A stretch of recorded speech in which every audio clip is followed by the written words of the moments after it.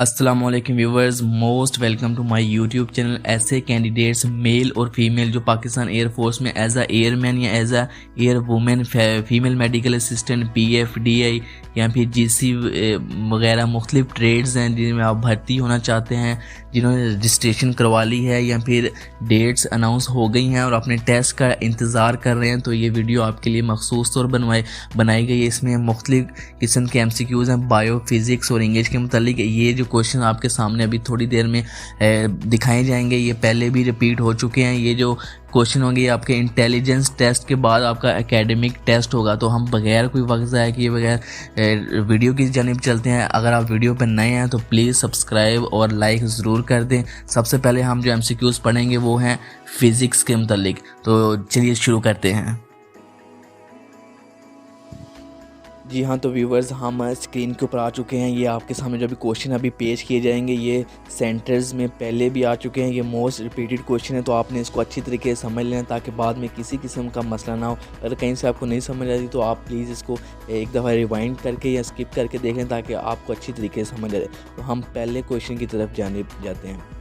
Which electromagnetic radiation transmits the highest photon energy. इस question में पूछा है वो कौन सा इलेक्ट्रोमैग्नेटिक प्रोसेस होता है जिसमें हाईएस्ट एनर्जी जो है ना ट्रांसफ़र की जाती है। तो ये चार ऑप्शन है आपके सामने, इंफ्रारेड रेज, माइक्रोवेव, अल्ट्रावायलेंट रेडिएशन या फिर गामा रेज। इसका जो सही और करेक्ट आंसर है वो है डी, गामा रेज में सबसे ज़्यादा हाईएस्ट फोटोन एनर्जी ट्रांसफ़र या ट्रांसमिट की जाती है।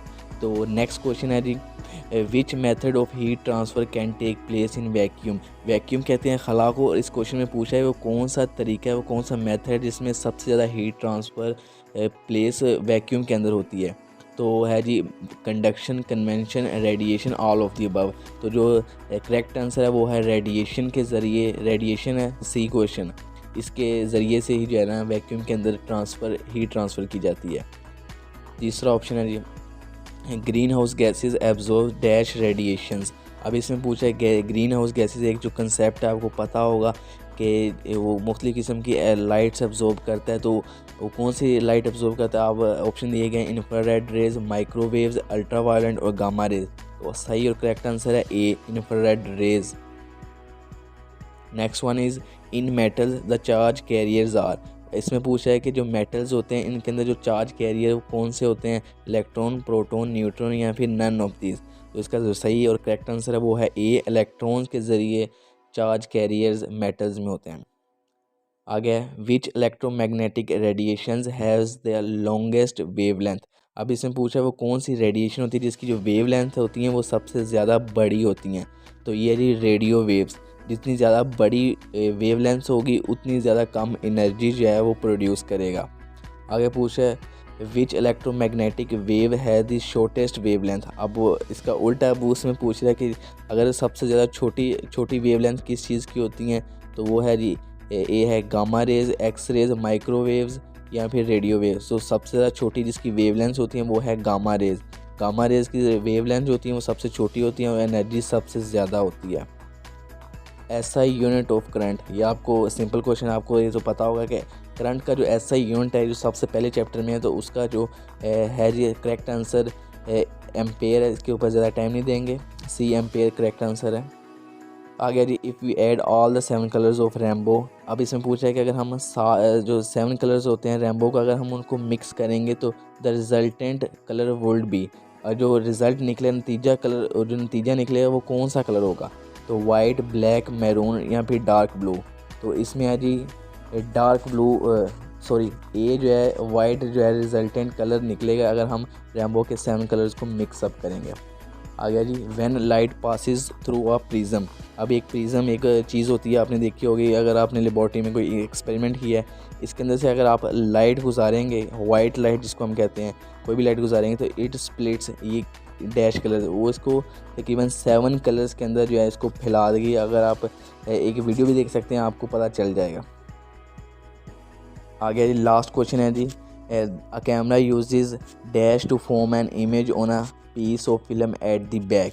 अब ये पूछा है कि जो कैमरा होता है वो कौन सा जो है ना लेंस यूज़ किया करता है ताकि जो अपनी फ़ोटो होती है उसको प्रोसेस करने के लिए वो कौन से लेंस को यूज़ करता है। A convex, B concave, C diverging lens या फिर डी नन ऑफ दीज।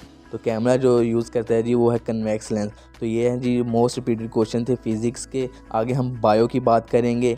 चलिए बायो की तरफ चलते हम मौजूद हैं बायो के पोर्शन के ऊपर। तो बगैर कोई वक्त ज़ाया किए बगैर हम पहले क्वेश्चन की तरफ जाने चलते हैं। Which component of the body works as an energy storage device. अब इसमें पूछ रहा है कि कौन सा बॉडी का पार्ट होता है जिसमें एनर्जी स्टोर की जाती है। ए फैट्स, बी प्रोटीन, सी लिवर, डी स्किन। तो इसका करेक्ट और राइट आंसर है ए, फैट्स के अंदर फैट है और इसके अंदर एनर्जी स्टोरेज की जाती है। Next one is plant absorb most part of water needed bye them through their. अभी पूछा है कि प्लांट ज़्यादातर अपने कौन से हिस्से कौन से पार्ट से जो है ना पानी की ज़रूरत को पूरा करते हैं। A stem, B root, C leave और डी बार्क। इसका करेक्ट और राइट आंसर है root hairs, B is the correct answer. आगे है जी which of the following is not a function of bones. अब इसमें पूछा है कि बॉडी का बोन्स जो होते हैं हड्डियाँ, इनका ये जो आगे ऑप्शन दिए गए इनके अंदर कौन सा फंक्शन नहीं होता।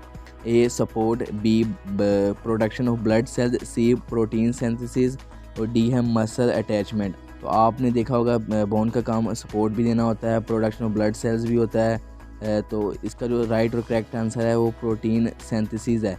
ये प्रोटीन सिंथेसिस माइटोकॉन्ड्रिया करते हैं, ये बोन का काम नहीं है। आगे है जी severe deficiency of vitamin D results.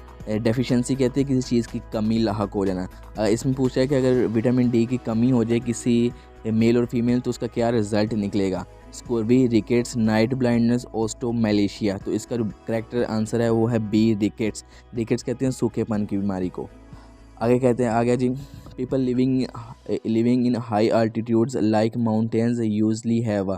अभी पूछा है कि लोग जो ज़्यादा ऊपर वाली जगहों पर लाइक पहाड़ों वाली जगहों पर रहते हैं उनके जो ब्लड के अंदर क्या ज़्यादातर मिकदार में मौजूद होता है। ए है जी smaller number of red blood cells, B large number of red blood cells, C smaller number of white blood cells, D large number of white blood cells. इसका करेक्ट और राइट आंसर है B, large number of red blood cells. जो लोग high altitudes में रहते हैं उनके जो ब्लड के अंदर जो है रेड ब्लड सेल्स की तादाद ज़्यादा होती है। आगे है जी the average adult has a blood volume of about. अभी पूछा है कि जो एक अडल्ट है जो 18 प्लस एक ह्यूमन है उसके तकरीबन बॉडी के अंदर कितना जो है ना ब्लड मौजूद हो सकता है। ए 5, बी 5.5, सी 6 और डी है 6.5 लीटर। तो इसका करेक्ट और राइट आंसर है ए। एवरेज के हिसाब से एक एडल्ट के अंदर जो है 5 लीटर्स ब्लड मौजूद होता है। Next one is the average internal temperature of human body is C है 37 डिग्री सेल्सियस। तो आगे चलते हैं। Vitamin dash is needed for the formation of a light sensitive pigment in the retina. अभी इसमें पूछा है कि वो कौन सा जो है ना विटामिन रिक्वायर्ड होता है बॉडी आँख रेटिना होता है जो पिगमेंट बनाने के लिए। ये रेटिना आँख के एक पीछे एक पार्ट होता है, इसको कहते हैं ए, बी, सी, डी या फिर बी कॉम्प्लेक्स। इसका करेक्ट आंसर है ए, विटामिन ए रिक्वायर्ड होता है जो है ना for the formation of light sensitive pigment in the retina. तो ये थी दोस्तों हमारे बायो के क्वेश्चंस। आगे हम इंग्लिश के क्वेश्चन की डिस्कस करते हैं। उम्मीद करता हूँ आपको ये पसंद आ रहे होंगे। अगर आपको पसंद आ रहे हैं तो प्लीज़ इसको लाइक और सब्सक्राइब ज़रूर कर दें। मैं आपके लिए हमेशा ऐसा ही वीडियो बनाता रहूँगा।